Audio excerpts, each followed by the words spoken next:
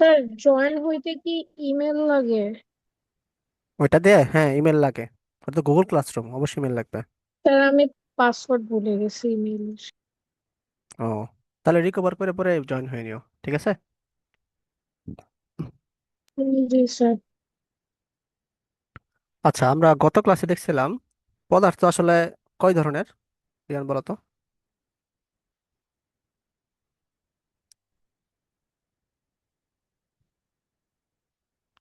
পদার্থ আমরা দেখছিলাম হচ্ছে তিন ধরনের না? কঠিন, তরল, বায়বীয়, ঠিক আছে। আরেকটা নতুন একটা হয়েছে, সেটা হচ্ছে প্লাজমা। এটা হচ্ছে তোমার তরল এবং বায়বীয় মাঝে আহ একটা পদার্থ, যেটা হচ্ছে মানে সূর্যে থাকে, মানে নক্ষত্রগুলো থাকে আর কি। মানে গ্যাস আর বায়বের মধ্যে পার্থক্য কি? গ্যাস আর বায়বীয়, গ্যাসই তো বায়বীয়, পার্থক্য তো নাই। বলতে পারো লিকুইড, লিকুইডের মধ্যে হচ্ছে তোমার দুইটা আছে, একটা গ্যাস আর একটা বায়বীয়। না না না, সরি, ফ্লুইড ফ্লুইড, লিকুইড না, লিকুইড তো, লিকুইড হচ্ছে এটা, লিকুইড হচ্ছে তরল, আর বায়বীয় হচ্ছে তোমার গ্যাস, আর ফ্লুইড হচ্ছে তোমার, ফ্লুইড, ফ্লুইড হচ্ছে তোমার লিকুইড আর গ্যাস নিয়ে আর কি, কোনো পার্থক্য নাই। বায়বীয় ইংলিশ নাম হচ্ছে গ্যাস। কি, আচ্ছা, এটা গেল হচ্ছে মলিকিউলের উপর ভিত্তি করে, অর্থাৎ আহ মানে আন্তঃআণবিক দূরত্ব আসলে কতটুকু কাছে, এবং শক্তিটা কতটুকু বেশি বা কম, তার উপর ভিত্তি করে কঠিন, তরল, বায়বীয় বা প্লাজমা আকারে পদার্থগুলো হয়। এছাড়াও এই পদার্থ তোমার আরো শ্রেণীবিভাগে ভাগ করা যায়। এটা হচ্ছে স্থিতিস্থাপকতার উপর ভিত্তি করে, স্থিতিস্থাপকতার উপর ভিত্তি করে পদার্থ ভাগ করা যায়। আচ্ছা, গত ক্লাসে তো কাশফি আসে নাই, তো একটু রিকভার করা উচিত স্থিতিস্থাপকতা জিনিসটা কি। আহ লিওন, তুমি একটু বলো তো স্থিতিস্থাপকতা জিনিসটা কি, মানে ইলাস্টিক এবং প্লাস্টিকের মধ্যে পার্থক্য, এই দুটো একটু সংক্ষেপে বলে দাও। ওকে। ভাইয়া, স্থিতিস্থাপকতা হলো ওই অবস্থা যে অবস্থায় পদার্থকে নিলে, মানে আর কি কোনো পদার্থকে বিকৃত করা হলে আবার পূর্বে অবস্থায় ফিরে আসা, ওইটা হলো ভাইয়া স্থিতিস্থাপকতা। আর কোনো পদার্থকে যদি আমরা আর কি বিকৃত করি, পূর্বে অবস্থায় ফিরে আসতে না পারে, তাহলে সেটাকে বলে আর কি প্লাস্টিসিটি। Plasticity, good. তো এই স্থিতিস্থাপকতার উপর নির্ভর করে হচ্ছে পদার্থ হচ্ছে আবার তিন ভাগে ভাগ করা যায়। একটা হচ্ছে তোমার কি নমনীয়, না সরি, পূর্ণ স্থিতিস্থাপক,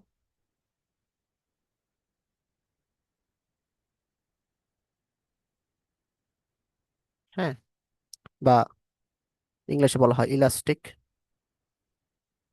ইলাস্টিক অবজেক্ট। আর একটা হচ্ছে তোমার নমনীয় বা অস্থিতিস্থাপক,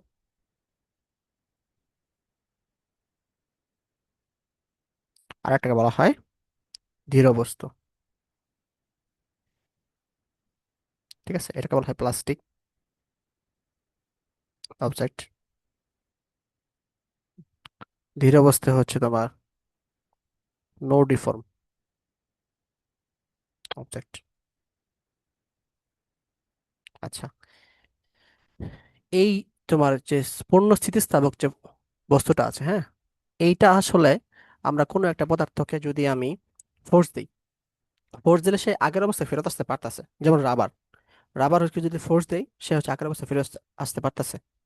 তারপরে ধরো রাবার, তারপরে হচ্ছে তোমার যে কোনো চুইংগাম চিন্তা করো, চুইংগাম কিন্তু আগের অবস্থায় ফিরে যেতে পারে। এগুলো হচ্ছে আসলে কি পূর্ণ স্থিতিস্থাপক, ঠিক আছে। কিন্তু প্লাস্টিক যেগুলো আছে, এগুলো আসলে আগের অবস্থায় ফিরে যেতে পারে না। যেমন ধরো তুমি আহ আহ, যেমন কলম, হ্যাঁ, কলম যদি আমরা আগুনে পুড়াই দিই, তাহলে কলম কিন্তু পুরানোর পরে কিন্তু সেটা আগের অবস্থায় ফেরত আসতে পারতেছে না। অথবা কোন একটা বস্তুকে আমি অনেক ফোর্স অ্যাপ্লাই করলাম, অ্যাপ্লাই করার ফলে সে একটা বিকৃতি ঘটলো, বিকৃতি করলে আগের অবস্থায় ফিরে যেতে পারতেছে না। তখন ওই অবজেক্টটাকে বলা হয় প্লাস্টিক অবজেক্ট। মানে ইলাস্টিক বা প্লাস্টিক অবজেক্টের মূল পার্থক্য হচ্ছে ইলাস্টিক হচ্ছে আগের অবস্থায় ফিরে যেতে পারে, প্লাস্টিক হচ্ছে আগের অবস্থায় ফিরে যেতে পারে না।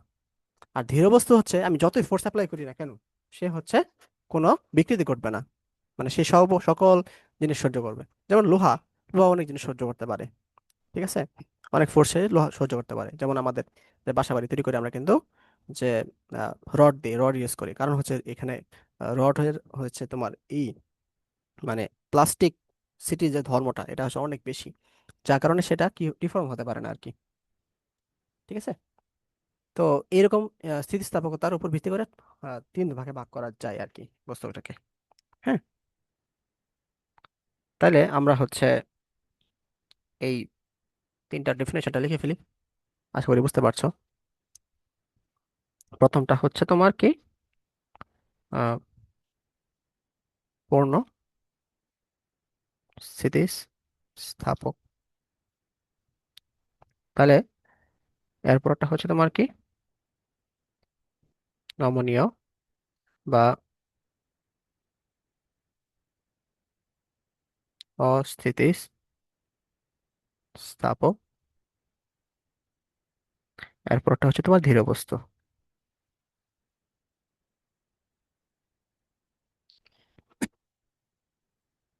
তাহলে এগুলো আসলে কি হয়, বল প্রয়োগে, মানে বল প্রয়োগ করলে বিকৃতি হয়, আবার বল অপসারণ করলে কি হয়ে যায়, আগের অবস্থায় ফেরত আসে।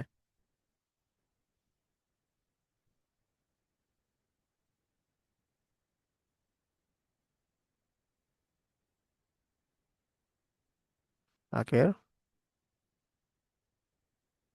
অবস্থায় ফেরত আসে। ঠিক আছে, এটা হচ্ছে পূর্ণ স্থিতিস্থাপক। আর নমনীয় হচ্ছে বল প্রয়োগে এখানেও বিকৃত হয়, কিন্তু এই বিকৃতিটা স্থায়ী হয় আর কি, মানে বল অপসারণ করলে বিকৃতি থেকে থেকে যায় আর কি। বল অপসারণ করলে বস্তুটি আগের অবস্থায় ফেরত আসে।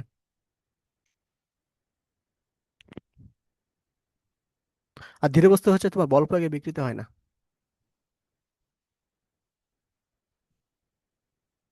বিকৃতি হয় না। এটা আসলে কোনো বাস্তব কোনো অস্তিত্ব নাই, মানে এমন কোনো বস্তু নাই তুমি যে বল প্রয়োগ করতেছো তার বিকৃতি হয় না, এটা আসলে কোনো বাস্তব অস্তিত্ব নাই।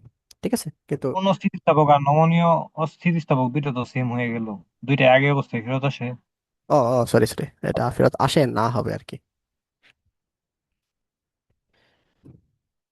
আহ তাইলে বুঝছো, কাজটা কি বুঝতেছো জিনিসটা কি? জি স্যার। ওকে, তাহলে আমরা কিছু এক্সাম্পল দিই। উম, যদি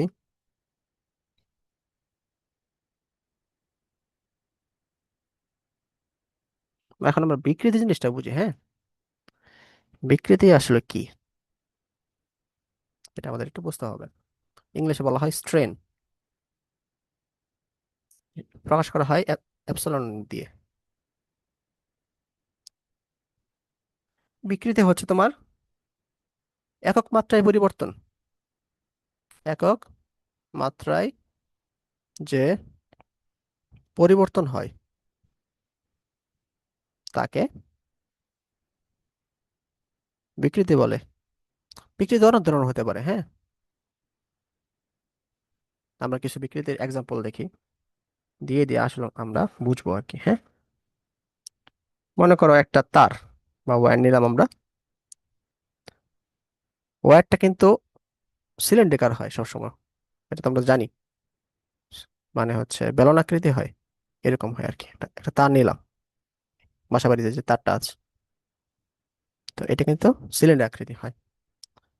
এইদিকে ফোর্স থাকবে, এদিকে ফোর্স যদি আমরা অ্যাপ্লাই করি, তাহলে কি তারটা ধরে কিন্তু আমরা টানতাছি, তা টানলে কিন্তু তারটা একটু লম্বা হয়ে যায়, তাই না?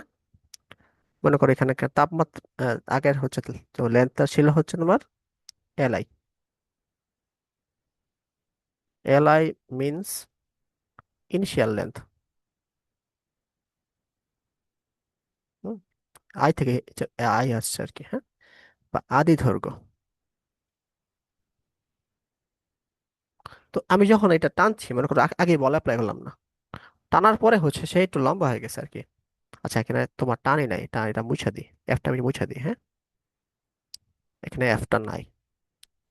আমি এটাকে আবার টেনে একটু লম্বা করে ফেললাম, মনে করো একদিকে টানছি।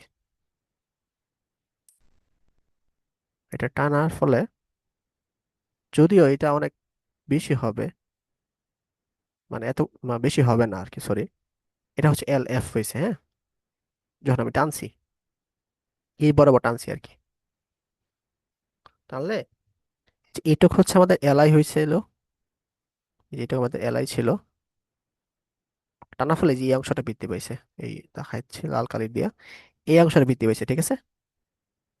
তাহলে এটাই হচ্ছে তোমার যেটুক বৃদ্ধি পায়, এটাই হচ্ছে তোমার কি, আমরা লিখতে পারি ডেল এল লিখতে পারি।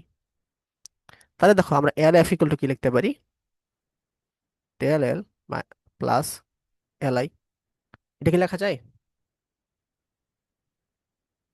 সবাই একটু রেসপন্স করো, বুঝতে পারছো কিনা?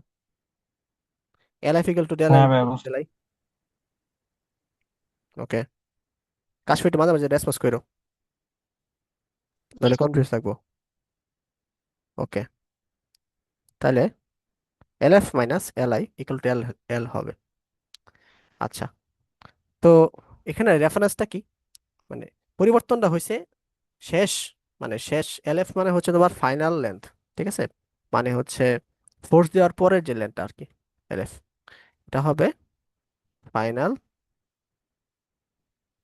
লেন্থ বা শেষ দৈর্ঘ্য, ঠিক আছে।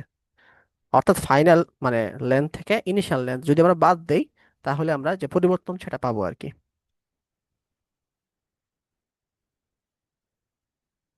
থেকে ইনিশিয়াল লেন্থ যদি বাদ দেই, তাহলে আমরা কি পাচ্ছি, পরিবর্তনটা পাচ্ছি, ঠিক আছে। তো এই যে ডেল এল, যে পরিবর্তনটা হচ্ছে, এটা হচ্ছে আহ আমরা কি লিখতে পারি দেখো এখানে, মানে এল আই দৈর্ঘ্যে পরিবর্তন কি হইতেছে, ডেল এল, তাহলে একক দৈর্ঘ্যে পরিবর্তন কি হইতেছে, del L by L I না, এই del L by L I, এটা হচ্ছে একক দৈর্ঘ্যে পরিবর্তন, এটাকে আসলে স্ট্রেন বলে বা বিকৃতি বলে। অর্থাৎ যে পরিবর্তনটা হচ্ছে ওই পরিবর্তনটা দিয়ে, পরিবর্তনটা যদি আদি দৈর্ঘ্যটা যদি আমরা ভাগ করে দেই, তাহলে তাদের যে অনুপাতটা পাবো, এই অনুপাতটাকে বলা হয় বিকৃতি। তাহলে বুঝছো?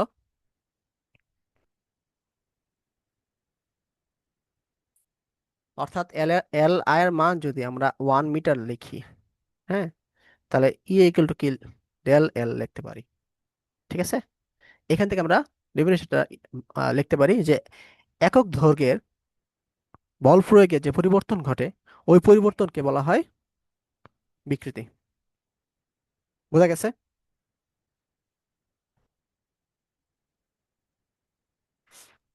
হ্যাঁ বিকৃতি ভাই বুঝতে পারছি। জিনিসটা, আচ্ছা বুঝছো।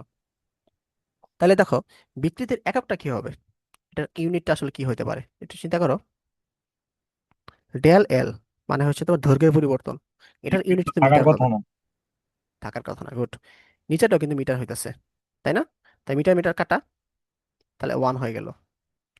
তাহলে এটা হচ্ছে আসলে ইউনিট লেস হবে, মানে বিকৃতি হচ্ছে বা স্ট্রেনের যে ইউনিট, এটা হবে, স্ট্রেন হচ্ছে একটা ইউনিট লেস, কারণ রেশিও করলে আমাদের কি হয়ে গেছে গেছে আর কি, এটা ইউনিট চলে যায়, বুঝছো? তাহলে আমরা দেখলাম এটা হচ্ছে বিকৃতি, তোমাদের বুঝাইলাম। আচ্ছা, এতক্ষণ যেই বিকৃতিটা বুঝাইলাম এটাকে বলা হয় দৈর্ঘ্য বিকৃতি, এখানে দৈর্ঘ্য পরিবর্তন হচ্ছে, ঠিক আছে, এটা হচ্ছে তোমার দৈর্ঘ্য বিকৃতি, কারণ দৈর্ঘ্যের পরিবর্তন দেখাইলাম আর কি।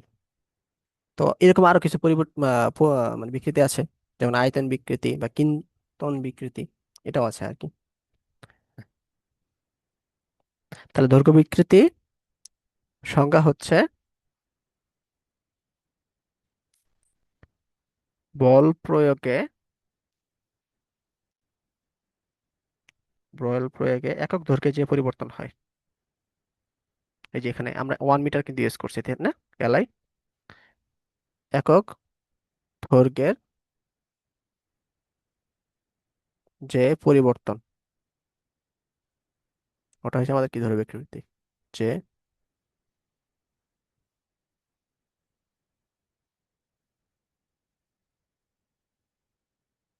হয় তাকে দৈর্ঘ্য বিকৃতি বলে। ওকে, শেষ। তাহলে দৈর্ঘ্য বিকৃতি আশা করি বুঝছো সবাই। আমি কি আগাবো সামনে আয়তন বিকৃতির দিকে? কোনো কোশ্চেন থাকলে বলো।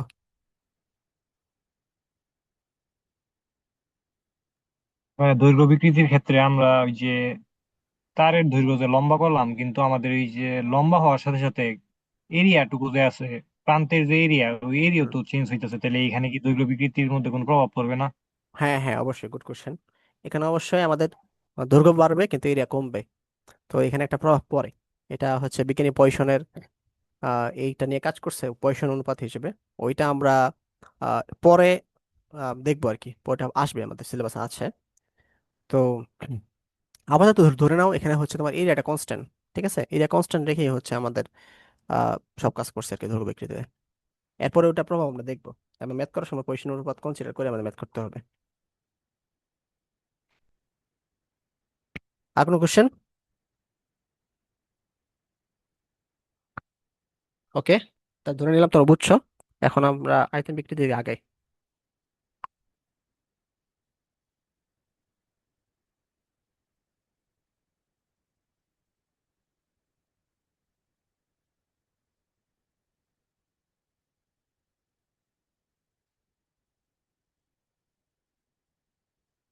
ধরো মানে একটা গোলক, আহ, এটা গোলকের আয়তন হচ্ছে VI বা ইনিশিয়াল ভলিউম। হুম, ইনিশিয়াল ভলিউম মানে হচ্ছে তোমার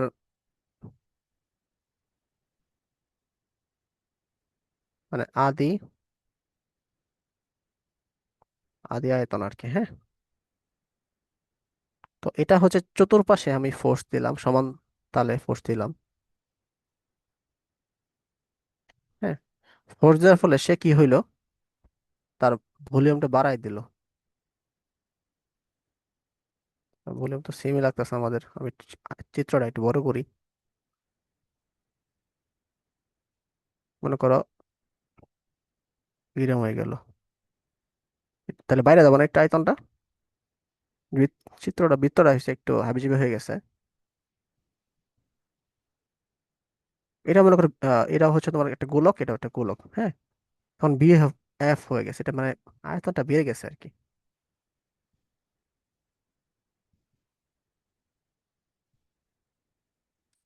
তাহলে বি এফ হচ্ছে আমাদের কি, ফাইনাল ভলিউম বা শেষ আয়তন। তাহলে ডেল ভেহিকলটা কি লেখা যায়, ভিএফ মাইনাস ভিআই। বিএফ যেহেতু বড় এই জন্য মানে এখানে বিএফটা অবশ্যই বড় হয়েছে ভিআই থেকে, তো এই জন্য ডেল ভি আমরা ভিএফ মাইনাস ভিআই লিখলাম। তাহলে এখানে ভিআই আয়তনে পরিবর্তন হয় ডেল ভি, তাহলে 1 আয়তনে পরিবর্তন হয় ডেল ভি বাই ভিআই। ঠিক আছে, তাহলে দেখো এই যে একক আয়তনে আমাদের কি হচ্ছে, পরিবর্তন হচ্ছে। বুঝা গেছে? এটাই হচ্ছে আয়তন বিকৃতি আর কি। আয়তন বিকৃতি অনেক সময় হচ্ছে তোমার ভি দ্বারা প্রকাশ করা হয়, ভলিউম স্ট্রেন।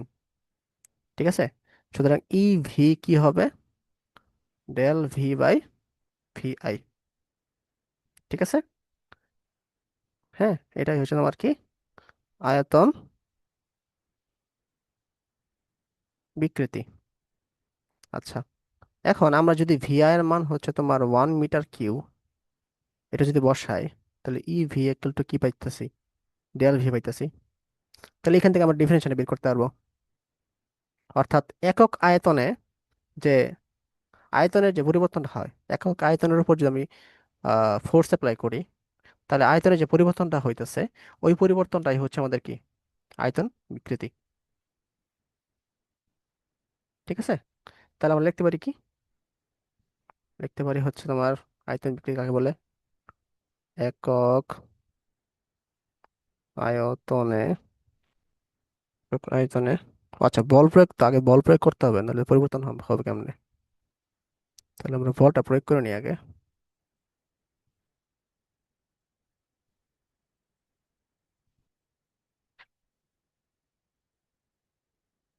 বল প্রয়োগে একক আয়তনে, একক আয়তনে যে আয়তন পরিবর্তন হয় তাকে আয়তন বিকৃতি বলে। এটাই অ্যান্সার, মানে এটাই আর কি ডেফিনিশন। তাহলে এখন বলো, এই আয়তন বিকৃতির ইউনিট কি হবে?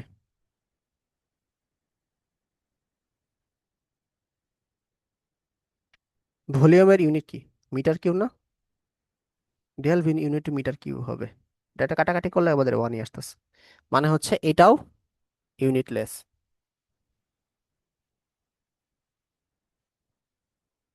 তাহলে আমরা কি দেখলাম, আয়তন বিকৃতিও ইউনিটলেস দেখলাম, আবার দৈর্ঘ্য বিকৃতিও ইউনিটলেস দেখলাম আর কি। বুঝা গেছে, আয়তন বিকৃতি এবং আহ, দৈর্ঘ্য বিকৃতি। হ্যাঁ ভাই, বুঝতে পারছি। ওকে, এখন আসো আমরা আরেকটা আছে, সে হচ্ছে কিন্তন বিকৃতি।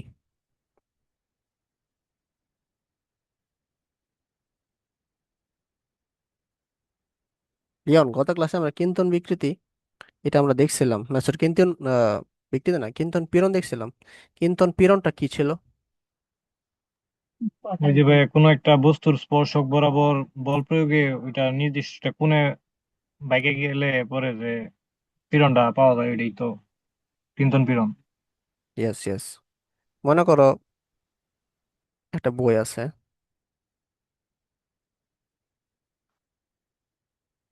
এটা একটা বই মনে করো,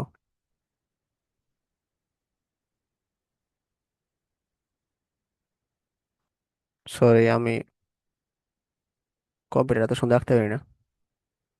ধরো এটা হচ্ছে আমার হাত,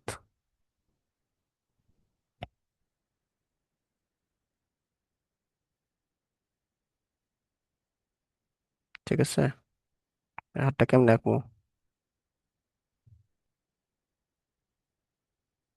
আচ্ছা একটা অ্যাজাম্পশন করে হাত আঁকছি, হ্যাঁ।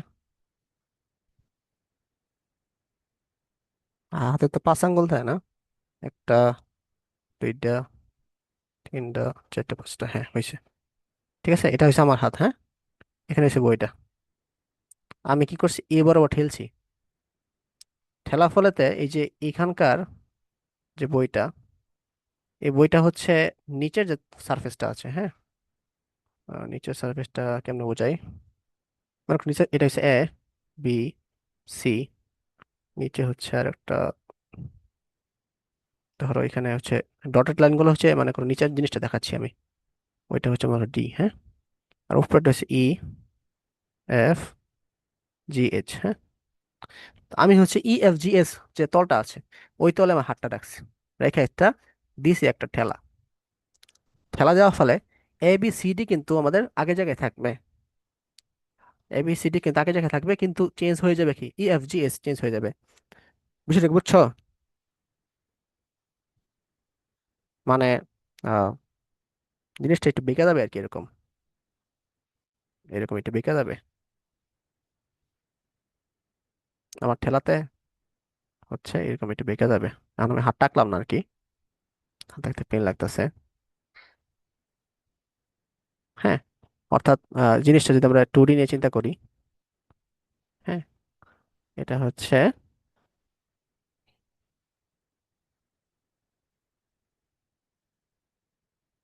এরকম হয়ে যাবে আর কি।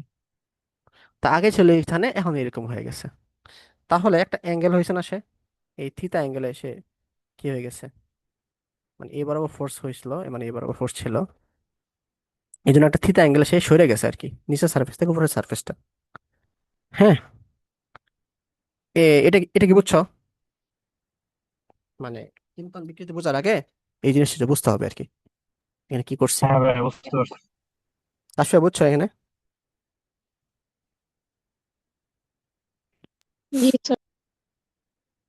ঠিক আছে, তাহলে এটা সরে গেছে। হ্যাঁ, তো এটা দেখো, এটা হচ্ছে তোমার কি, এটা হচ্ছে এল নট ধরি ধরি, আর এই অংশটাকে যদি আমরা এক্স ধরি,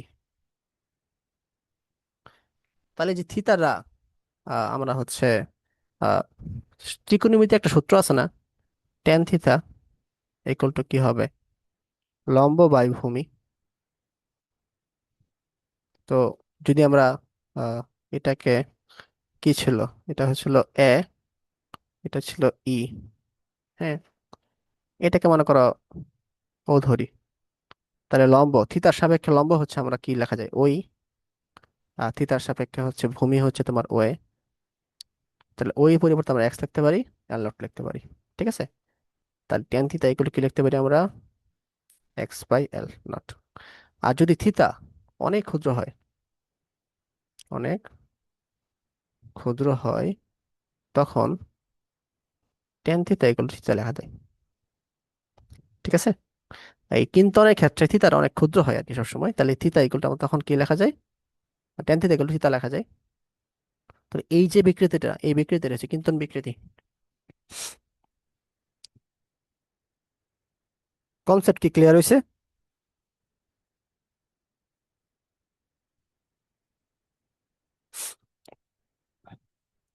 কনসেপ্ট কি ক্লিয়ার হয়েছে? থিটা মানে কি কিন্তন বিকৃতি? হ্যাঁ, এখানে থিতারাই হচ্ছে কিন্তন বিকৃতি। জি ভাই, বুঝতে পারছি। ওকে,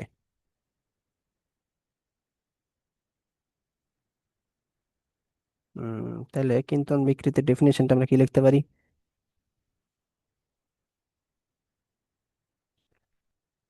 এখানে দেখো, এখানে হচ্ছে আয়তন কিন্তু চেঞ্জ হয় না, মানে এ বি, আমার যে বইটা আছে, এই যে আমি ঠিক করছি, বইকে কিন্তু ঢেলা দিছি। হ্যাঁ, বইটার কিন্তু আয়তনটা পরিবর্তন হচ্ছে না। কি পরিবর্তন হচ্ছে, জাস্ট উপরে সারফেসটা পরিবর্তন হয়ে গেছে। উপরে সারফেস পরিবর্তন হওয়ার ফলে একটা কি হয়েছে, একটা মানে বইয়ের, মানে এখানে অবশ্যই এখানে কি আয়তন কনস্ট্যান্ট থাকবে, মানে আয়তন বা ভলিউম, এটা কি কনস্ট্যান্ট থাকবে, কিন্তু দেখো এর চেহারা কিন্তু চেঞ্জ হয়ে গেছে। চেহারা মানে কি, আকার, আকার হচ্ছে পরিবর্তন হবে। ঠিক আছে, তাহলে ডেফিনেশন দেওয়া যায়, আয়তন পরিবর্তন না করে একক দৈর্ঘ্যে যে আকারের পরিবর্তন হয় তাকে কিন্তন বিকৃতি বলে। এটা হচ্ছে ডেফিনেশনটা।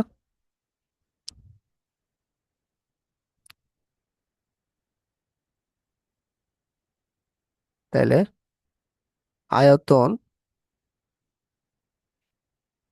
পরিবর্তন উম,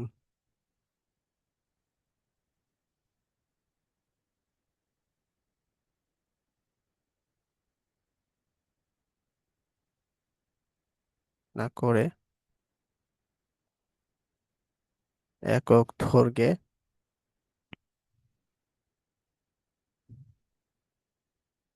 আকারের যে পরিবর্তন হয় তাকে কিন্তন বিকৃতি বলে। তাহলে এই তিনটাই হচ্ছে আমাদের বিকৃতি ছিল তোমাদের সিলেবাসে, কিন্তন বিকৃতি, তারপরে হচ্ছে আহ দৈর্ঘ্য বিকৃতি আর আয়তন বিকৃতি। ঠিক আছে, তো এবার আসো, আমরা হচ্ছে তাহলে বিকৃতি পার্ট শেষ আমাদের, আমরা এখন আস্তে ধীরে হুকস লর দিকে আগাবো আর কি।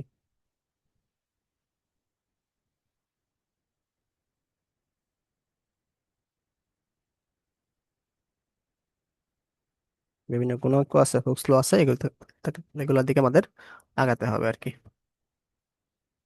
দাঁড়াও একটু সেভ করে নিই, মেলা পরে হারাই যাবে।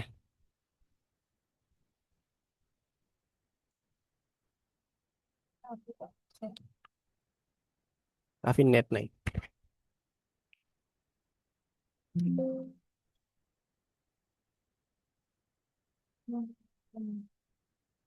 কিনছে।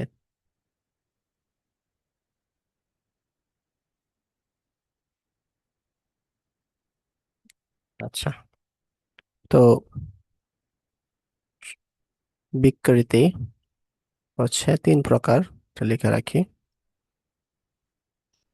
একটা হচ্ছে উম দৈর্ঘ্য বিকৃতি, আরেকটা হচ্ছে আয়তন বিকৃতি, আরেকটা হচ্ছে কৃন্তন বিকৃতি। ওকে, এখন আমরা বিজ্ঞানী হুক্স ল পড়বো।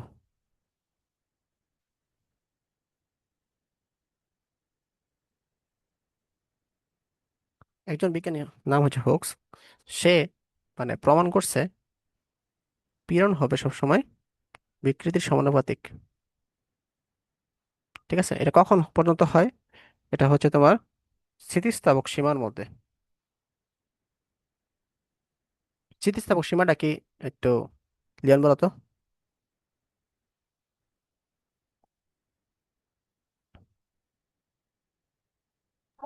যে সীমা পর্যন্ত কোনো বস্তু স্থিতিস্থাপকতা বজায় থাকে ওইটি তো স্থিতিস্থাপক সীমা। হ্যাঁ, মানে বস্তুর আগের অবস্থা ফেরত যেতে পারে আর কি, যে ফোর্স অ্যাপ্লাই করলে আর কি, যে পর্যন্ত। এখন আমরা যদি কোনো কিছু মানে প্রপোর্শন উঠাতে চাই আর কি, মানে সমানুপাতিক উঠাতে চাই, তাহলে আমাদের একটা কনস্ট্যান্ট নিয়ে আসা লাগে, তাই না?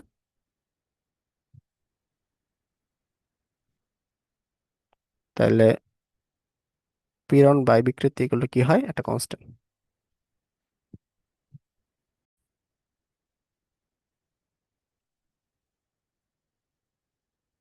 আচ্ছা, তো বিজ্ঞানী হুকস এটা বলছিল আর কি যে স্থিতিস্থাপক সীমার মধ্যে পীড়ন বিকৃতি সমানুপাতিক। ঠিক আছে, তাহলে এখান থেকে আমরা লিখতে পারি পীড়ন সমানুপাতিক, হ্যাঁ, বিকৃতি, তারপরে সমানুপাতিক ওঠার জন্য আমরা কনস্ট্যান্ট নিয়ে আসতে পারি। এই কনস্ট্যান্টটা বিভিন্ন রকম হতে পারে আর কি। হ্যাঁ, এটা কনস্ট্যান্ট আমরা একটু আগে বললাম না, বিকৃতির তিনটা ধরন। একটা হচ্ছে তোমার কি দৈর্ঘ্য বিকৃতি, তারপরে একটা ধরলাম আয়তন বিকৃতি, তারপর হচ্ছে কিন্তন বিকৃতি দেখলাম। তো এই উপর নির্ভর করে এখানে কনস্ট্যান্টটা তিন তিন ধরনের হতে পারে। তাহলে এটা হচ্ছে তোমার যে দৈর্ঘ্য নিয়ে হয়, হ্যাঁ, কনস্ট্যান্টটা হয়, এটা বিজ্ঞানী ইয়ং তৈরি করছে। ঠিক আছে, এই জন্য একে একে বলা হয় ইয়ং মডুলাস বা ইয়ং কনস্ট্যান্ট। তো এটাকে বলা হয় ইয়ং কনস্ট্যান্ট বা ইয়ং ইয়ং এর গুণাঙ্ক। হ্যাঁ, ইয়ং এর গুণাঙ্ক ইংলিশে বলা হয়। তো এটা হচ্ছে এটা কখন হবে, যখন বিকৃতিটা হবে কি দৈর্ঘ্য বিকৃতি।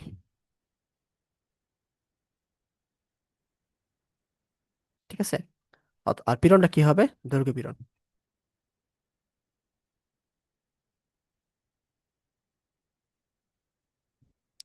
গুণাঙ্ক বানান মনে হয় ক আছে না, গুণাঙ্ক, ক, হ্যাঁ। পীড়ন বাই দৈর্ঘ্য বিকৃতি হচ্ছে আমাদের কি ইয়ং এর গুণাঙ্ক। তাহলে ডেফিনেশনটা কি বলতে পারি আমরা, দৈর্ঘ্য বিকৃতি এবং সরি দৈর্ঘ্য পীড়ন এবং দৈর্ঘ্য বিকৃতির যে অনুপাতটাকে বলা হয় ইয়ং এর গুণাঙ্ক। ঠিক আছে, এটা আমরা আমরা এইভাবে ডেফিনেশন লিখতে পারি, এটা তোমরা লিখে নিও আর কি। তারপরে হচ্ছে আমাদের আরেকটা আছে, আরেকটা কি থাকতে পারে, আয়তন পীড়ন বা আয়তন বিকৃতি। আয়তন পীড়ন বাই আয়তন বিকৃতি। তো এটা হচ্ছে বিজ্ঞানী বাল্ক নিয়ে কাজ করছে, এই জন্য বাল্ক মডুলাস বলা হয় এটা, বাল্ক কনস্ট্যান্ট। এই কনস্ট্যান্টের পরিবর্তে অনেক মডুলাস বা বলে আর কি। ঠিক আছে, মডুলাস বা কনস্ট্যান্ট একই কথা আর কি।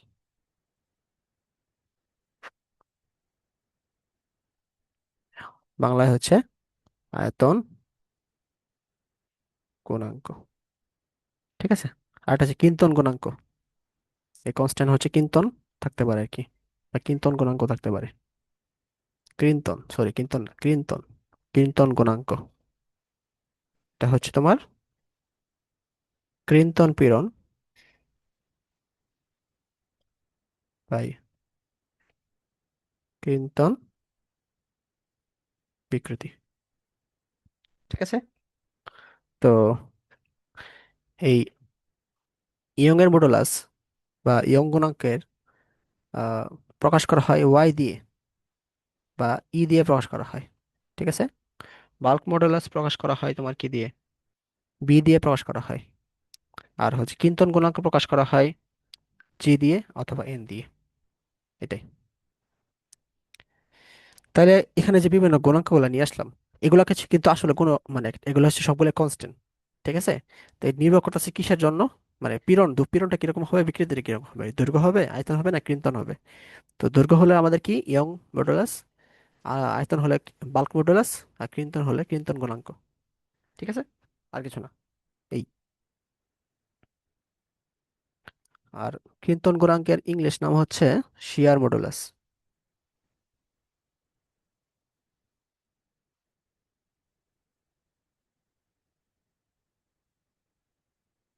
এই।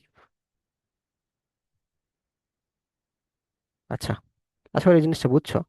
এখন আমরা আস্তে আস্তে এগুলো একটু ব্যাখ্যা করি, মানে ইয়ং এর মডুলাস আসলে কি, তারা কি বোঝায়, তারপরে বাল্ক মডুলাস তাহলে কি বোঝায়, কৃন্তন গুণাঙ্ক তাহলে আসলে কি বোঝায়, এগুলা আস্তে আস্তে ব্যাখ্যা দিই।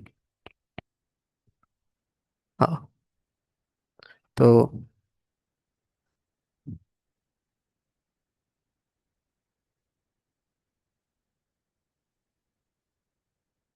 দৈর্ঘ্য বা ইয়ং এর গুণাঙ্ক, হ্যাঁ, দৈর্ঘ্য বাদ দেই, ইয়ং এর গুণাঙ্ক লিখি।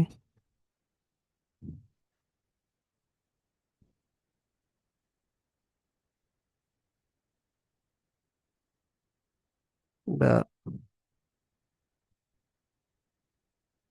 ইয়ংস মডুলাস, এটাকে ওয়াই দ্বারা প্রকাশ করা হয় অথবা ই দ্বারা প্রকাশ করা হয়, হ্যাঁ। তো এটা কি লিখলাম, দৈর্ঘ্য বিকৃতি, ও না, দৈর্ঘ্য পীড়ন বাই দৈর্ঘ্য বিকৃতি, পীড়নটা উপরে হবে।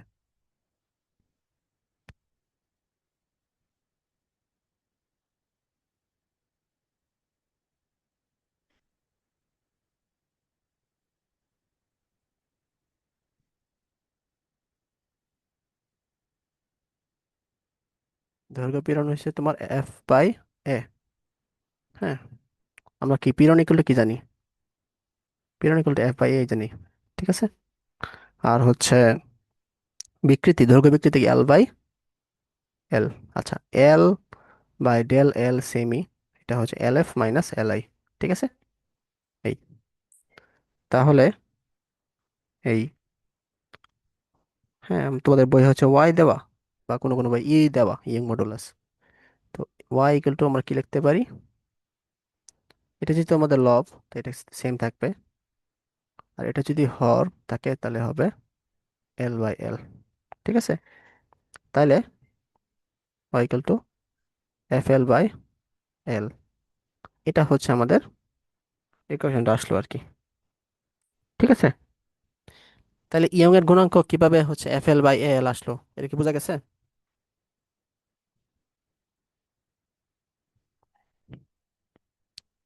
এটা কি বুঝতে পারছো?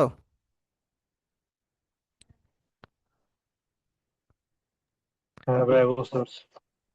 এটার মানে হচ্ছে বোঝায় ইয়ং এর গুণাঙ্ক যদি বেশি হয়, ইয়ং এর গুণাঙ্ক যদি বেশি হয় তাহলে স্থিতিস্থাপকতাও বেশি, স্থিতিস্থাপকতা বেশি, অর্থাৎ তার উপর বেশি ফোর্স অ্যাপ্লাই করলেও সে হচ্ছে আগের অবস্থায় ফেরত আসতে পারবে। ঠিক আছে, মানে তার স্থিতিস্থাপকতা অনেক বেশি। আর ইয়ং এর গুণাঙ্ক যদি কম হয় তাহলে স্থিতিস্থাপকতা কম,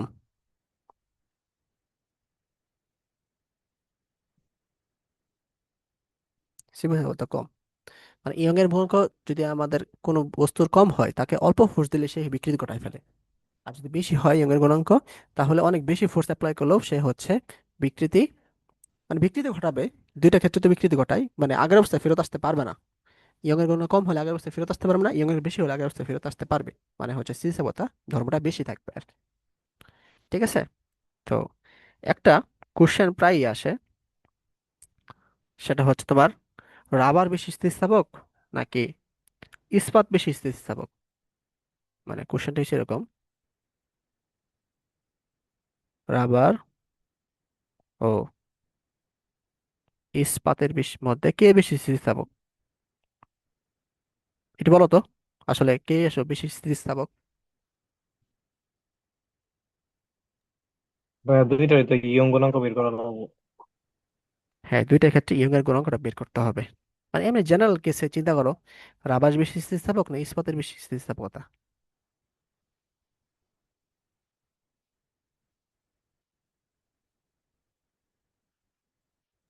দুজনের কাছে, রাবারের। দুজনের কাছে কোশ্চেন করছি, দুজনে একটু উত্তর দাও। ভুল গেলে সমস্যা নাই, আমরাই তো।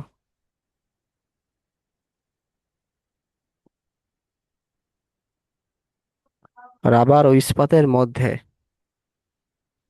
কে বেশি স্থিতিস্থাপক। স্থিতিস্থাপক বলতে কে বেশি ফোর্স নিয়ে আগের অবস্থায় ফেরত আসতে পারে আর কি।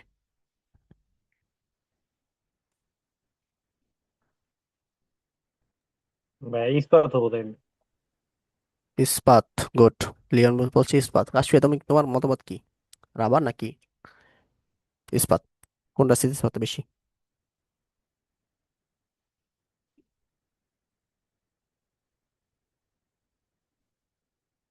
ভুল গেলে সমস্যা নাই, বলো একটা, আমরা তারপরে দেখবই।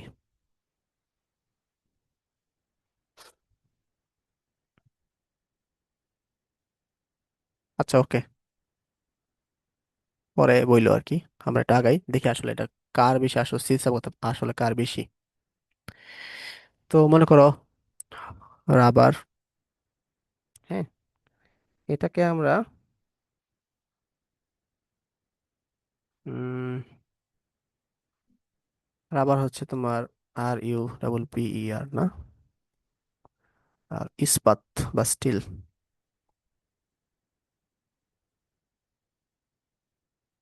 ওকে, তো আমরা স্থিতিস্থাপকের সূত্র কি জানি, Y = FL না, এফ ক্যাপিটাল, হ্যাঁ, F∩L / S⁻l। ঠিক আছে। তাইলে এখান থেকে আমরা কি লিখতে পারি, এখান থেকে লিখতে পারি YR =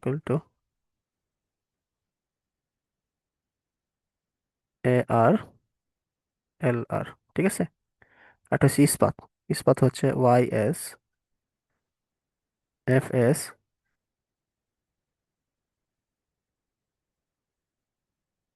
LS। তাহলে আমরা যদি সব ক্ষেত্রে আমরা মনে করি সবগুলা হচ্ছে রাবারের একটা তার ধরলাম, হ্যাঁ, রাবারের একটা তার ধরলাম, আবার ইস্পাতেরও একটা তার ধরলাম, দুটো তার বানাইলাম। ঠিক আছে, সেম সিলিন্ডার তার বানিয়েছি। তো দুইটার ক্ষেত্রে এরিয়া সমান ধরলাম, হ্যাঁ, এটার ক্ষেত্রে এ রাবার, এটার ক্ষেত্রে হচ্ছে তোমার এ ইস্পাতের LS, হ্যাঁ, এটার ক্ষেত্রে হচ্ছে তোমার LR হচ্ছে তোমার ডিস্টেন্স, এটার ক্ষেত্রে হচ্ছে LS হচ্ছে ডিস্টেন্স। হ্যাঁ, তাহলে তুমি একটু চিন্তা করো, আমরা হচ্ছে উম, মানে ধরে নিলাম AR এবং AS সমান, অর্থাৎ দুটার ক্ষেত্রে ক্রস সেকশনাল যে এরিয়াটা আছে ওটা কিন্তু সেম ধরলাম, রাবারের ক্ষেত্রেও ইস্পাতের ক্ষেত্রেও। আবার লেন্থও হচ্ছে ইনিশিয়াল যে লেন্থটা, এই ইনিশিয়াল লেন্থটাও হচ্ছে আমরা সেম ধরলাম, এবং দুইটার উপর আমরা সেম ফোর্স অ্যাপ্লাই করলাম, হ্যাঁ। মনে করো আহ এদিক দিয়ে হচ্ছে একটা ফোর্স অ্যাপ্লাই করছি, এদিক দিয়েও সেম ফোর্স অ্যাপ্লাই করছি। তাহলে সেম ফোর্স যদি অ্যাপ্লাই করি, তাহলে একটু চিন্তা করো, আসলে কোনটার মানে আহ, মানে দৈর্ঘ্যটা বেশি বৃদ্ধি পাবে। রাবারের দৈর্ঘ্য বেশি বৃদ্ধি পাবে না ইস্পাতে বেশি দৈর্ঘ্য বৃদ্ধি পাবে? কমন সেন্স কি বলে? রাবারের দৈর্ঘ্য বেশি বৃদ্ধি পাবে। গুড। ওকে, এটাও 10 নিউটন অ্যাপ্লাই করলাম, এটাও 10 নিউটন অ্যাপ্লাই করলাম।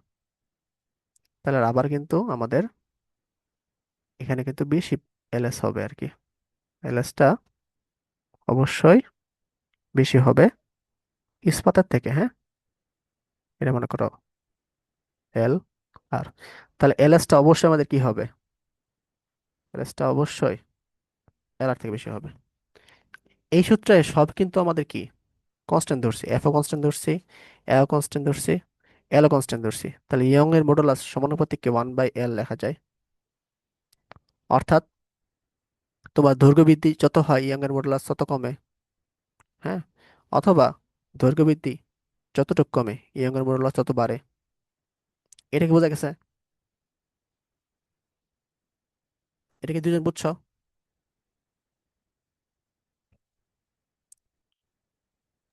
হ্যাঁ, কাশিয়া বুঝছো এখানে ইয়ং এর গুণাঙ্ক যে তোমার আহ দৈর্ঘ্য বৃদ্ধির ব্যস্তানুপাতিক যে দেখলাম এখানে, এটা রেসপন্স করো। স্যার। ওকে, তাহলে দেখো এখানে এলএসটা হচ্ছে তোমার কি এলআর থেকে কিন্তু বড়, হ্যাঁ। তাহলে অবশ্যই কি হবে? স্টিলের ইয়ং এর গুণাঙ্ক,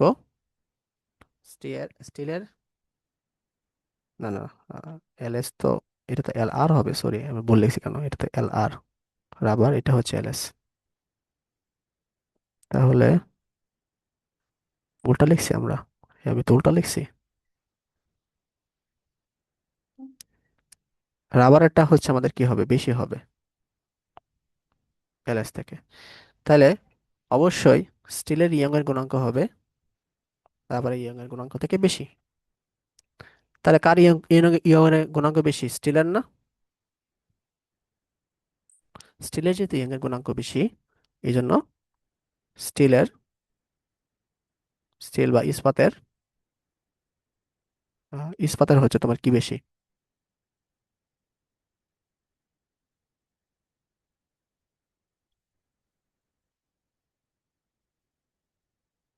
ইস্পাতের স্থিতিস্থাপকতা বেশি।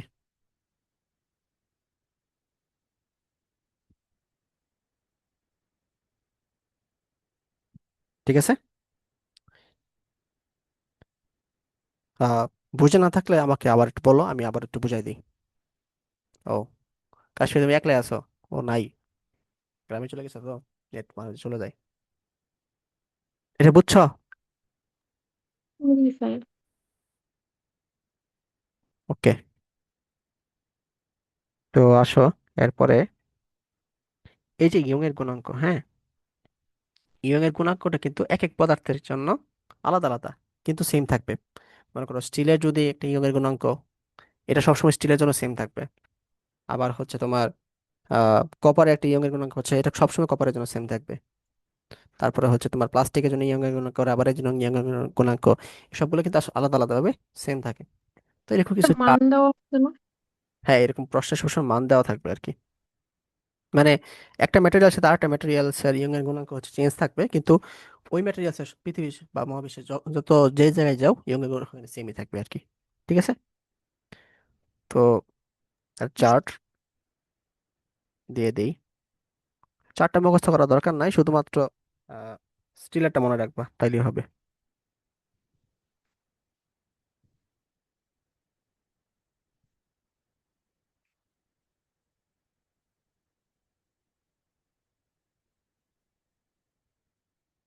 এটা সব সময় গিগা গিগা পিক্সেল এককে থাকে আর কি। গিগা পিক্সেল, গিগা পিক্সেল কত প্যাসকেল বলো তো একটু? মেগা, গিগা, 1 গিগা পিক্সেল একটু 10⁹ প্যাসকেল, ঠিক আছে। আর 1 মেগা পিক্সেল একটু 10⁶ প্যাসকেল। এগুলো একটু মনে রাখবা, এগুলো কিন্তু লাগে মাঝে মাঝে। তাহলে মাইল স্টিলের বা স্টিলের হচ্ছে গিগা পিক্সেল সবসময় কি হবে, 210 হবে আর কি। যদি কপারটা চিন্তা করি 120 হবে।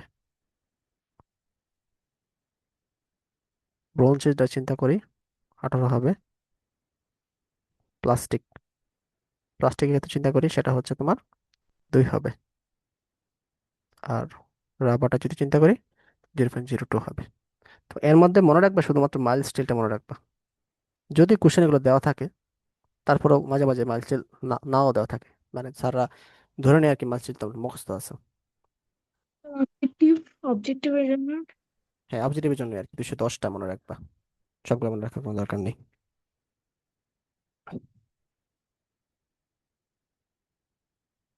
ওকে, তো আমরা একটা ম্যাথ দেখি। ইয়ং এর গুণাঙ্ক যেহেতু পড়া শেষ, তাহলে এর উপর বেস করে একটা ম্যাথ দেখি। তুমি এটা পারলে মোটামুটি সব ধরনের ম্যাথ পারার কথা আশা করা যায়।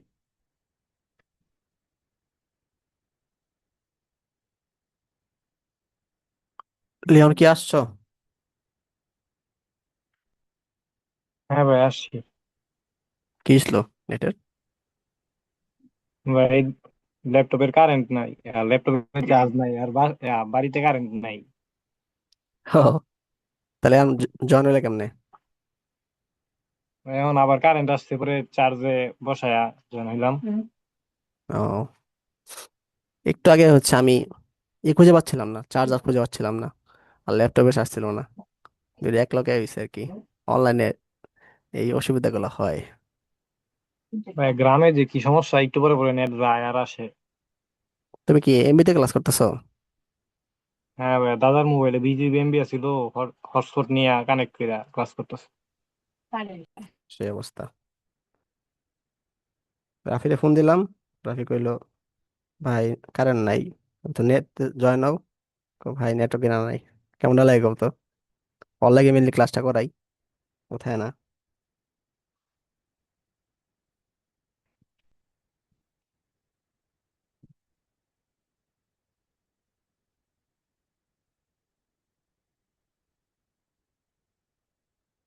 আচ্ছা, আমরা একটা ম্যাথ দেখি, হ্যাঁ।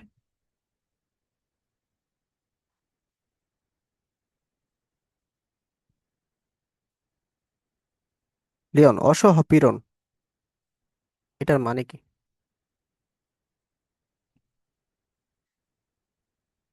ভাই, সহ পীড়ন ওই ক্লাস গুলো তো মানে লাস্টের টুকু করছিলাম না আমি। সীমা পর্যন্ত করছিলাম। গত ক্লাসে দেখেছি তো আমি। ও আচ্ছা, তখন ছিল না তুমি। হ্যাঁ ভাই, ছিলাম না আমি। ওকে। অসহপীড়ন হচ্ছে যে ফোর্স দিলে হচ্ছে, সর্বনিম্ন যে ফোর্স দিলে বস্তুটা ছিঁড়া যায়, ওটাকে বলা হয় অসহপীড়ন।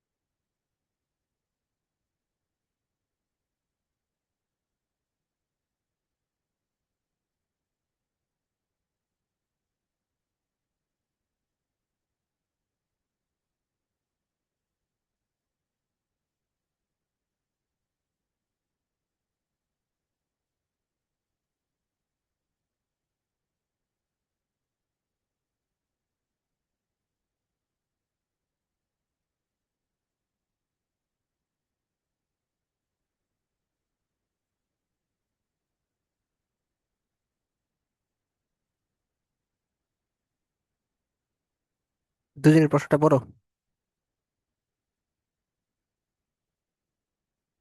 দ্রুত বড়, নামাজের সময় হয়ে যাচ্ছে। নামাজ পড়তে হবে আমাদের।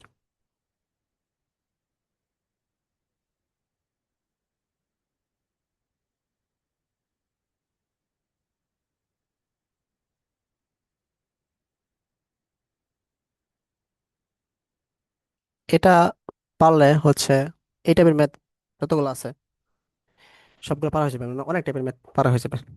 এটা গুরুত্বপূর্ণ, একটু গুরুত্বপূর্ণ।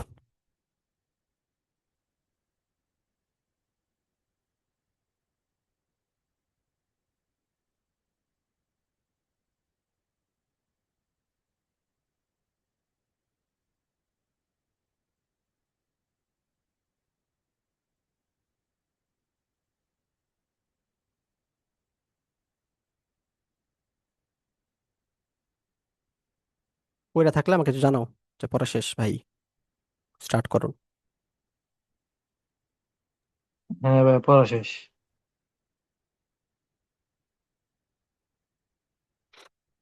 কাশফিয়ার পড়া শেষ? জি স্যার।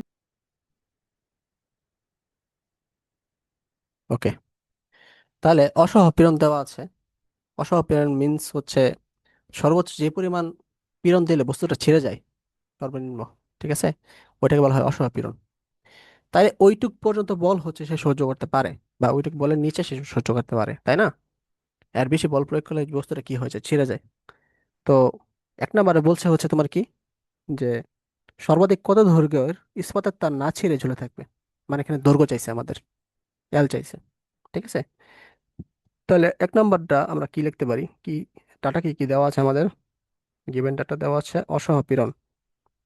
উম হ্যাঁ, অসহ পীড়ন দেওয়া আছে তোমার কি 7.9 10⁸ নিউটন পার মিটার স্কোয়ার। তারপরে হচ্ছে তোমার কি দেওয়া আছে, ঘনত্ব দেওয়া আছে। ঘনত্ব আমরা রো দ্বারা পাস করি, 7.9 into 10⁻³ kg per metre cube. এরপরে আমরা ইয়ং এর গুণাঙ্ক বা ওয়াই মান দেওয়া আছে আমাদের, সেটা হচ্ছে 2 into 10⁻11 newton per metre square. আচ্ছা, পীড়ন, পীড়ন মানে হচ্ছে F/A, তাই না? অসহপীড়ন, এটা মানেই হচ্ছে তোমার কি F/A। এই F/A এর মানটা দেওয়া আছে কত, 7.9 ইন্টু 10⁸ এফ এর পরিবর্তে আমরা কি লিখতে পারি, এম জি লিখতে পারি। এফটা আসলে কিসের উপরে অ্যাপ্লাই করছে, এফটা হচ্ছে তারের উপর অ্যাপ্লাই করছে, তাই না? ওই তারের হচ্ছে আহ, না, এফ তো অ্যাপ্লাইড ফোর্স না, এফ তো হচ্ছে রিয়েক্টিভ ফোর্স। বিষয়টা এমন যে, এখানে আসি আমরা একটু। কাশফিয়া, তুমি কি স্ট্রেস এবং প্রেশারের মধ্যে পার্থক্য জানো? গত ক্লাসে আমরা দেখাইছি। না জানলে এটা তোমার বলতে হবে আর কি, মানে বুঝাইতে হবে, তাহলে ম্যাথটা বুঝবা না। না। ওকে, তাহলে একটু বুঝাই দিই আমি। মনে করো কোন একটা বস্তু, বস্তুটা হচ্ছে এটাই এটাই দিই আর কি, হ্যাঁ, এটা তার, ঠিক আছে, এটা তার, হ্যাঁ। তারের হচ্ছে এই ক্রস সেকশন বরাবর, মানে হচ্ছে বৃত্তাকার ক্রস সেকশন বরাবর আমরা বাইরের দিকে হচ্ছে টানতাছি তারটাকে। তাহলে তারের যে ভিতরের দিকে, ভিতরের দিকে হচ্ছে তোমার তারটা কি করবে, তার অপোজিটে হচ্ছে একটা, ভিতরে একটা ফোর্স উৎপন্ন হবে না? আমরা বাধা অনুভব করবো না, না তার যখন টানবো বাইরে থেকে টানবো, এটা হচ্ছে এটা হচ্ছে তোমার কি অ্যাপ্লাইড ফোর্স। মানে হচ্ছে তুমি হচ্ছে বাইরে থেকে টানতাছো তারটারে, তার কি তার উল্টা বরাবর একটা ফোর্স অ্যাপ্লাই করবে, সেটা বলা হয় রিয়েক্টিভ ফোর্স, ঠিক আছে। এটা কি বুঝছো যে তুমি তারটা টানতেছো, তার ভেতর থেকে হচ্ছে তোমাকে আবার টানতেছে, এটা বোঝা গেছে? জি স্যার। আচ্ছা, তো এই যে তার টানতেছো, এটা কি এ সারফেস বরাবর টানতেছো, এটুক এরিয়া, এরিয়াটা হচ্ছে অবশ্যই সার্কুলার হবে, মানে হচ্ছে বৃত্তাকার হবে, তাহলে পাই আর স্কয়ার হবে, যদি এটা হচ্ছে আই আর হয় প্রেশার। তো তাইলে প্রেশার জিনিসটা কি জানো? প্রেশারটা হচ্ছে এখানকার যে applied force divided by area. অর্থাৎ এখানকার এফটা এখানে হবে ডিভাইডেড বাই কি হবে, এরিয়া হবে। আর স্ট্রেস, প্রেশার বাংলা হচ্ছে তোমার কি চাপ, আর পীড়ন বা স্ট্রেস, এখানকার যে তোমার প্রেশারটা হবে, মানে এখানকার যে ফোর্সটা হবে সেটা হচ্ছে রিয়েক্টিভ ফোর্স, এই এফটা হবে আর কি এখানকার, reactive force divided by area. এরিয়াটাও সেম হবে, প্রেশারটাও, ফোর্সটাও সেম হবে আর কি। কিন্তু মেন পার্থক্য এটা হচ্ছে অ্যাপ্লাইড ফোর্সটা হবে, এটা হচ্ছে রিয়েক্টিভ ফোর্সটা হবে আর কি। এখন কি স্ট্রেস এবং প্রেশারের মধ্যে পার্থক্য বুঝছো? স্যার। আচ্ছা, এখানে কি আমরা পীড়ন ইউজ করছি, ঠিক আছে, তাহলে এখানে কিন্তু আমরা স্ট্রেস ইউজ করছি, বুঝতে পারছো? Stress equal to F by A. এই এফটা কিসের, এই এফটা হচ্ছে তোমার তারের ভিতরে আছে, অর্থাৎ তারের ভিতরে যে ভরটা আর কি, মানে তারটা এভাবে ঝুলেছিল, কোন একটা বস্তুর সাথে ইয়ে ঝুলেছিল আর কি। তার রিয়েক্টিভ যে ফোর্সটা হবে, এই ফোর্সটা হচ্ছে এম জির সমান, মানে তারের যে ভরটা আছে সেই ভরের সমান হবে সবসময়, ঠিক আছে। এখানকার এখানে এখানে আমরা M G by A use করছি আর কি। বিষয়টা বুঝছো? ফোর্সটা কেমনে অ্যাপ্লাই করছি, মানে দিছি আমি, মানে এম জি কেমনে লিখছি। জি স্যার। ওকে, এখন দেখো, আমরা আরেকটা জিনিস জানি, এম মানে ভর, হ্যাঁ, ভর, কি ব্যাপার, হুম, ভর, এম ইকুয়াল টু আমরা কি জানি, রো ভি জানি, আর ভি ইকুয়াল টু আমরা কি জানি, ভি ভি ভি এখানে কি হয়, আহ এখানে ভিটা মানে ভলিউম, তাই না? ভলিউমটা আমরা কি লিখতে পারি, এরিয়া ইন্টু লেন্থ লিখতে পারি, রো এল লিখতে পারি, ঠিক আছে। তাহলে এম এর পরিবর্তে আমরা লিখতে পারি rho A L G by A equal to 7.9 into 10⁸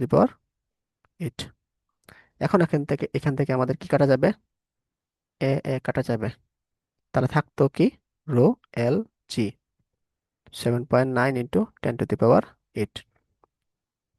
এটা কিভাবে নিয়ে আসলাম বুঝছো?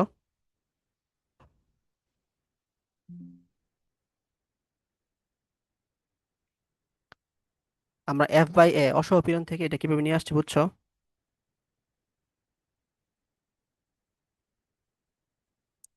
আশা করি বুঝতে পারছো। তো এল এর পরিবর্তে আমরা কি তখন কি লিখবো, এল এর পরিবর্তে লিখবো হ্যাঁ ভাইয়া, বুঝতে পারছি। 7.9 ইন্টু 10⁸, উপরে হচ্ছে রো জি। তো এখান থেকে আমরা এলটা পাবো আর কি। তাহলে এনডি ক্যালকুলেশন করো তো কত আসে, আর রো এর মান হচ্ছে তোমার 7.9 ইন্টু 10⁻³ জি এর মান 9.81। তো এখানে হচ্ছে এল এর মান তোমরা বসাই, কত আসে,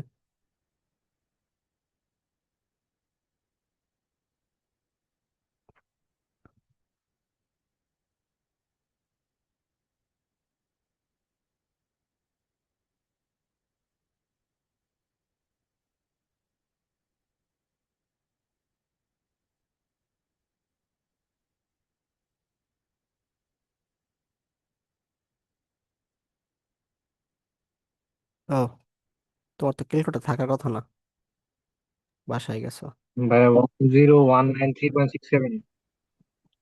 ক্যালকুলেটর নিছো? হ্যাঁ ভাইয়া, নিশ্চিত তো। বাহ, সেই তো। বাসা যা কিছু পড়বো নাকি? হ্যাঁ ভাইয়া, পড়া বাকি আছে অনেক। আমার পরীক্ষাগুলো দিয়ে ফেললো, এগুলো বাকি আছে। ওকে, এখন একটু নামাজের ব্রেক দিতে হবে, নামাজ থেকে এসে পরে পড়াই আর কি। এই ম্যাথটা শেষ করে আমরা আজকের মতো ফিজিক্স ক্লাস শেষ করে তারপর আমরা আইসিটি ধরবো। ওকে, তোমরা তাহলে এখন একটু আসো, একটু ব্রেক নাও, ব্রেকের পরে বাকি ক্লাসটা আগাই আমরা।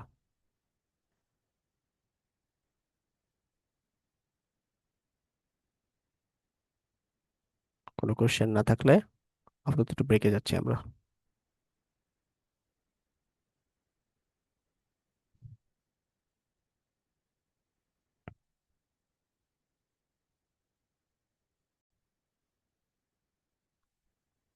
আচ্ছা দেখো, অসহ পীড়নের অর্ধেক অনুদৈর্ঘ্য পীড়ন হলে আহ আদি দৈর্ঘ্যে শতকরা কত অংশ বৃদ্ধি পাবে? অনুদৈর্ঘ্য হচ্ছে তোমার পীড়ন বলতে বোঝাচ্ছে যে দৈর্ঘ্য বরাবর যে পীড়নটা হয়, মানে উম দৈর্ঘ্য পীড়ন, তারপর প্রস্থ আয়তন পীড়ন, তারপর হচ্ছে কীর্তন পীড়ন। হ্যাঁ, ওই যে দৈর্ঘ্য বরাবর যে পীড়নটা হয় সেটা হচ্ছে অসহ পীড়ন। কি? আচ্ছা, তো আসো তাহলে আমরা দেখি 2 নম্বর আনসারটা কি হবে। তাহলে অসহ পীড়ন অনুদৈর্ঘ্য পীড়নটা আমরা বের করে নিই আগে, হ্যাঁ। অনুদৈর্ঘ্য পীড়ন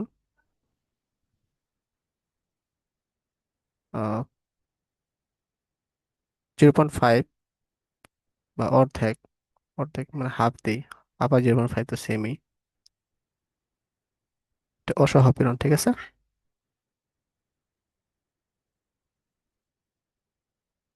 অসহপীড়ন আমাদের কত ছিল যেটা, হ্যাঁ।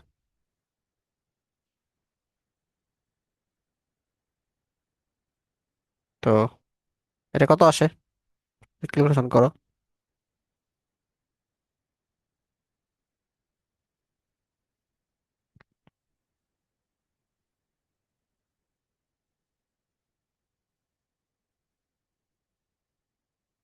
এটা কত আসে?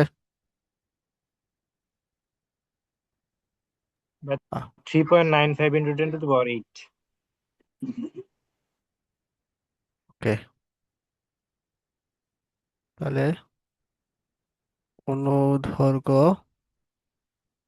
পীড়ন 3.95 ইন্টু 10 to the power 8। অনুদৈর্ঘ্য পীড়নটা আমরা কি লিখতে পারি? এটাই লিখতে পারি, হ্যাঁ। তাহলে আমরা কি জানি, এখানে ইয়ং এর গুণাঙ্ক দেওয়া আছে। ইয়ং এর গুণাঙ্ক হচ্ছে আমরা y equal to F by A, L by L আমরা এটা জানি, তাই না? তো ওই হিসেবে লেখা যায়, দেখো, L by L equal to F by A divide by Young modulus, অথবা L by L equal to F by A Y. এটা আমরা জানি আর কি, হ্যাঁ। 1 মিনিট করে দাঁড়াও।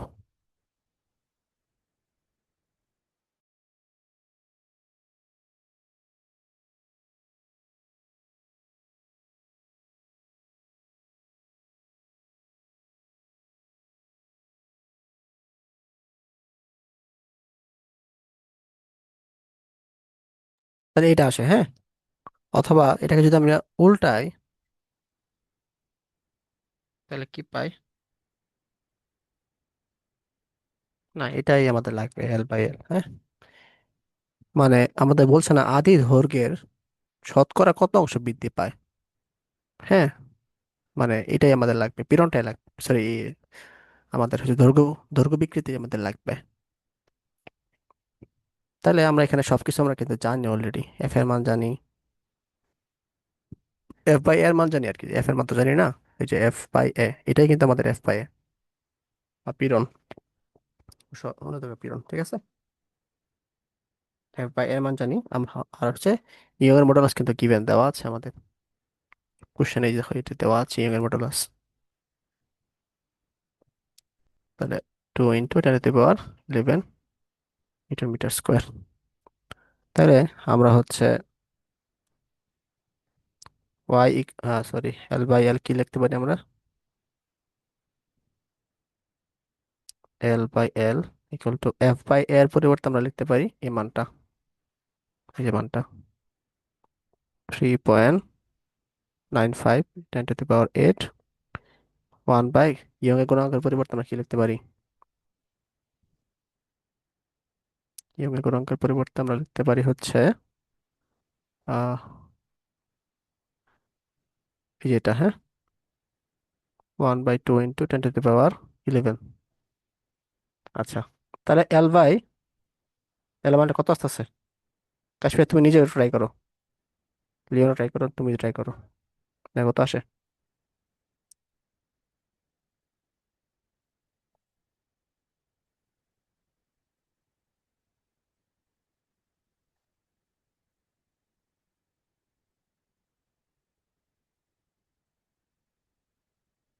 আচ্ছা, শতকরা বলছে, ঠিক আছে, শতকরা বললে আমাদের 100 দ্বারা গুণ করে দিই আমরা, তাহলে সরাসরি 100% মান আসবে, তাহলে 100 দ্বারা গুণ করে দাও।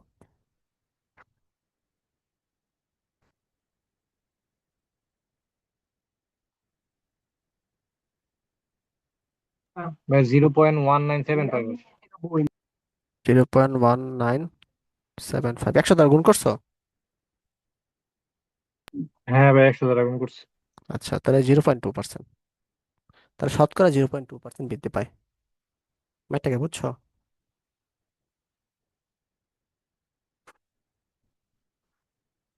ম্যাথটাকে বুঝতে পারছো?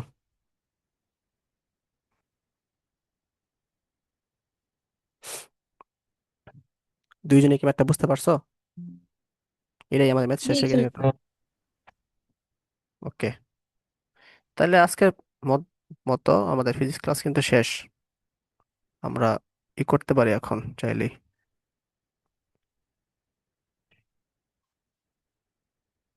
তাহলে আমরা একটু আমাকে টাইম দাও, 5 মিনিট, 10 মিনিট, আমি ওই ম্যাটেরিয়ালস গুলো একটু গোছাই। আহ, তোমরা একটু ব্রেক নিতে পারি আমরা একটু, হ্যাঁ? বেশিক্ষণ না, আমি জাস্ট গোছানোর জন্য একটু ব্রেক নিচ্ছি। লিঙ্কে থাকো, সমস্যা নাই, তোমরা অন্য কোনো কাজ করতে পারো তোমাদের।